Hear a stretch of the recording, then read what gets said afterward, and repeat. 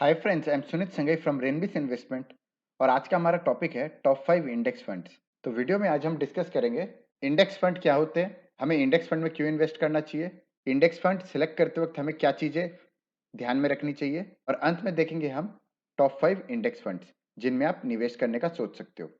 Video अंत तक देखिएगा क्योंकि इन बिटवीन में काफी सारे इंपॉर्टेंट पॉइंट्स बोलूंगा जो आपके इन्वेस्टमेंट लर्निंग के पर्सपेक्टिव से काफी इंपॉर्टेंट रहेंगे। वीडियो स्टार्ट करने से पहले एक इंपॉर्टेंट चीज जो मैं आपको बता दूं, मैं अक्सर कम्युनिटी टैब में जो भी स्टॉक करंट टेक्निकल चार्ट्स के हिसाब से सस्ते भाव में मिल रहा है, जो हमें लॉन्ग टर्म इन्वेस्टमेंट के लिए इन्वेस्टमेंट करना चाहिए, वो स्टॉक्स का पोस्ट में डालता रहता हूँ। जैसे आज के डेट पे अगर मैं बात करूँ तो बाटा इंडिया, वर्लपूल इंडिया और अमर राजा बैटरी, ये तीनों जो है 200 डे मूविंग एवरेज के नीचे है, आरएसआई लेस देन 30 है और अच्छा खासा 1 से 6 साल के बीच का कंसोलिडेशन है। तो इस वजह से ये तीन स्टॉक्स का मैंने पोस्ट किया है अपने कम्युनिटी टैब में। और इसके अलावा अगर आप चाहो, आप टेलीग्राम पे रेनबिस इन्वेस्टमेंट सर्च करके हमारे टेलीग्राम चैनल को भी ज्वाइन कर सकते हो। वहां पे भी हम सेम पोस्ट करते हैं और इसके अलावा भी काफी सारे इंपॉर्टेंट पॉइंट्स, जो सारे इंपॉर्टेंट पोस्ट हम वहां पे भी डालते हैं, तो आप वहां पे भी ज्वाइन कर सकते हो। और अगर आपने अभी भी चैनल सब्सक्राइब नहीं किया है तो चैनल को सब्सक्राइब कर लीजिए। सबसे पहले हम समझते हैं कि व्हाट इज इंडेक्स।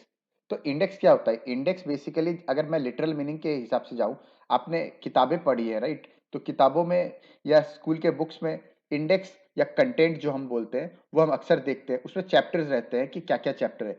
तो वो चैप्टर्स के लिस्ट से हमें आइडिया लग जाता है कि आखिर वो किताब में है क्या चीजें। तो ठीक उसी तरीके से इंडेक्स जो होता है ना, वो बेसिकली एक इकोनॉमी के अंदर सारे इंपॉर्टेंट चीजें क्या है उसका एक रिफ्लेक्शन होता है इन शॉर्ट। तो उस हिसाब से हम क्लियरली समझ सकते हैं कि निफ्टी का जो इंडेक्स है, जो इंडिया का द मोस्ट इंपॉर्टेंट इंडेक्स माना जाता है, तो वो इंडिया एज ए इकोनॉमी क्या चीजें इंपॉर्टेंट चल रही हैं वो दर्शाता है। तो इसमें हम देख सकते हैं कि बैंक्स है, एफएमसीजीज है, आईटी है, फार्मा है, इस तरह के जितने भी इंपॉर्टेंट इंडस्ट्री है उनके लीडर कंपनीज जो है वो इस इंडेक्स का पार्ट है या फ्यूचर में इसका पार्ट हो सकते हैं।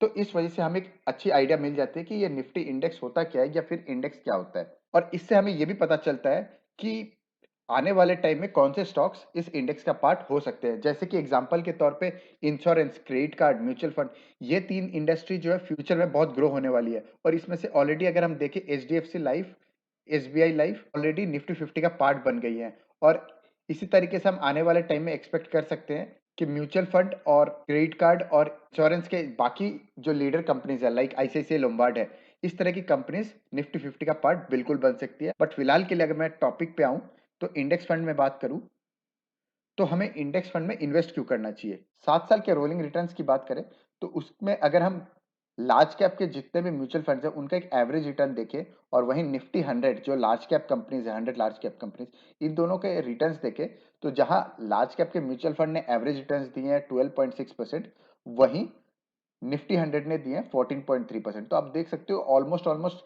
2% के आसपास से ये बीट किया है 7 ईयर्स के रोलिंग रिटर्न्स में।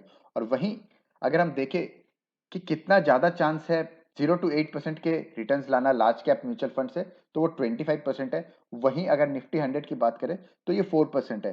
तो ये क्यों कम है निफ्टी 100 का, वो भी हम देखते हैं। अगर 8 to 12% की बात करें तो वहां पे निफ्टी 100 और लार्ज कैप लगभग लगभग सिमिलर प्रोबेबिलिटी है, यानी कि 8 to 12% के चांसेस दोनों के ऑलमोस्ट ऑलमोस्ट बराबर है। वहीं 12 to 15% के रिटर्न्स देखें, यहीं पे चीजें चेंज होती है। 12 to 15% के returns large cap mutual fund मात्र 10% दे सकते हैं। और वहीं निफ्टी 100 की बात करें तो 30% चांस है कि निफ्टी 100 12 to 15% के रिटर्न दे।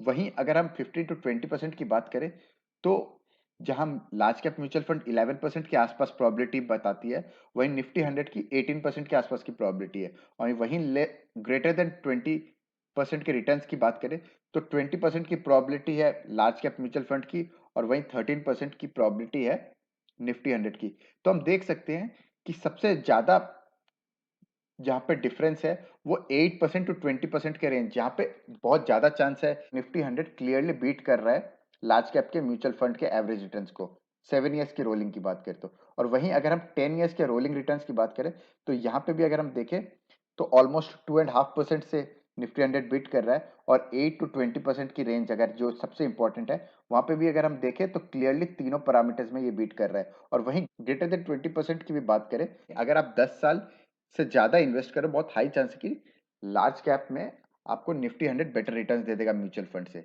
और इसीलिए आपको लार्ज कैप में इंडेक्स फंड में इन्वेस्ट करना चाहिए। अगला इंपॉर्टेंट पॉइंट है कि हमें कौन से वो फैक्टर्स देखने चाहिए हम इंडेक्स फंड में इन्वेस्ट कर रहे हैं तब। तो सबसे दो इंपॉर्टेंट फैक्टर्स होते हैं, एक होता है लो ट्रैकिंग एरर, यानी कि जो भी आप म्यूचुअल फंड का इंडेक्स फंड ले रहे हो वो ऑलमोस्ट सेम रिटर्न्स दे जो वो इंडेक्स दे रहा। उसके लिए क्या करना होगा, जब भी इंडेक्स में कुछ चेंज आए तो इमीडिएटली ये इंडेक्स फंड उसको कॉपी करे। और वहीं लो एक्सपेंस रेशियो, तो लो एक्सपेंस रेशियो का मतलब है कि वो आपको कम से कम चार्ज करे। और उसके लिए एक इंपॉर्टेंट चीज ये भी हो जाती है कि एयूएम साइज थोड़ी ज्यादा हो। चलिए देखते हैं 5 इंपॉर्टेंट इंडेक्स फंड्स जिनमें आप इन्वेस्ट कर सकते हो। पहला है निफ्टी 50। तो निफ्टी 50 की अगर हम बात करें तो सिंस इंसेप्शन इसने 11.33% के सीएजीआर रिटर्न्स दिए हैं, और इसमें आप या तो ईटीएफ के मदद से इन्वेस्ट कर सकते हो या फिर इंडेक्स फंड के हिसाब से। तो इसमें जो सबसे अच्छे इंडेक्स फंड है वो है एक एचडीएफसी का और एक है यूटीआई का। और वहीं ईटीएफ की बात करें तो सबसे बेस्ट है निप्पॉन इंडिया का ईटीएफ। और अगर हम चार्ट पे भी देखें तो इसके रिटर्न्स लगातार कंसिस्टेंटली ग्रो हुए हैं हेल्दीली। थोड़े बहुत वोलेटिलिटी रही है इन बिटवीन, बट अदरवाइज काफी अच्छे रिटर्न्स दिए निफ्टी 50 ने। अगला इंडेक्स फंड है निफ्टी नेक्स्ट 50। तो निफ्टी नेक्स्ट 50 की बात करें तो ये टॉप 50 के बाद की जो 50 कंपनीज होती है लार्ज कैप की, वो कंपनीज है। और इसका अगर हम 2002 से लेके अभी तक के सीएजीआर रिटर्न्स देखें तो ये ऑलमोस्ट 21% के आसपास है, जो काफी अच्छी है। वहीं अगर हम इसमें इन्वेस्ट करने का ऑप्शंस देखें तो इंडेक्स फंड में आप आईसीआईसीआई और यूटीआई ये दोनों को कंसिडर कर सकते हो, और वहीं निप्पॉन इंडिया और एसबीआई ये दोनों को आप कंसिडर कर सकते हो ईटीएफ के लिए। अच्छा, यहाँ पे एक और चीज मैं बताऊं तो निफ्टी नेक्स्ट 50 के ऊपर काफी डिटेल लेवल पे मैंने बताया है अपने पिछले वीडियो में। वीडियोस की लिस्ट में जाके index fund versus mutual fund ये वाला वीडियो आप जरूर देखें। इसमें मैंने निफ्टी निफ्टी नेक्स्ट 50 के बारे में काफी अच्छे से डिटेल में बताया है और उसका कंपैरिजन भी किया है बाकी कुछ इंपॉर्टेंट म्यूचुअल फंड से भी। वो वीडियो आप जरूर देखें, ऊपर आई बटन और नीचे डिस्क्रिप्शन में भी मैं उसका लिंक दे दूंगा। और अगर हम चार्ट पे भी देखें तो निफ्टी नेक्स्ट 50 के काफी अच्छे रिटर्न्स रहे हैं, और इन बिटवीन ये काफी वोलेटिलिटी रही है। अगर आप निफ्टी 50 की बात करो तो उससे काफी ज्यादा वोलेटाइल रहता है निफ्टी नेक्स्ट 50, लेकिन ओवरऑल रिटर्न्स इसके लॉन्ग टर्म में काफी अच्छे रहते हैं।